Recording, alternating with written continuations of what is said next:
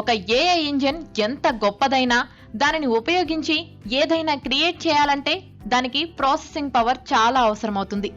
ఎంతో powerful processor, ఎక్కువ RAM, మంచి గ్రాఫిక్ కార్డ్ ఇవన్నీ లేకపోతే ఏఐ టూల్స్ ఎందుకు పనికిరావు. మరి ఈ నేపథ్యంలో తక్కువ రీసోర్సులతో పనిచేయగలిగే టూల్స్ కి ప్రాధాన్యం ఏర్పడుతోంది. ఈ రీసోర్స్ అవసరాల దృష్ట్యా చెప్పాల్సి వస్తే స్టేబుల్ డిఫ్యూజన్ ఎక్సెల్ ని బెస్ట్ టూల్ గా చెబుతారు. ఎందుకంటే ఇది ఎంతో తక్కువ రీసోర్సులు ఉన్నా కూడా బాగా పనిచేస్తుంది. అయితే గూగుల్ ఇమేజిన్ 3 మాత్రం ఒక భారీ టూల్. దీన్ని నడపాలంటే భారీ ప్రాసెసింగ్ పవర్ ని కోరుతుంది. చాలా ఎక్కువ వీడియో ర్యామ్, గ్రాఫిక్ పవర్ ఇవన్నీ అవసరం.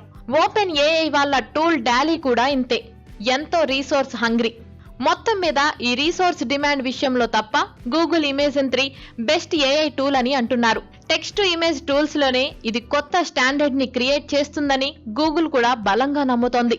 చూద్దాం మరి ఏఐ రంగంలో ప్రతినిత్యం సరికొత్త ఆర్ట్ క్రియేట్ కావడానికి ఈ ఇమేజిన్ 3 ఎంత బాగా ఉపయోగపడుతుందో, ఎలాంటి సంచలనాలు సృష్టిస్తుందో ఇది ప్రాక్టికల్ గా తెలియాలి అంటే కొంతకాలం ఆగాలి మరి.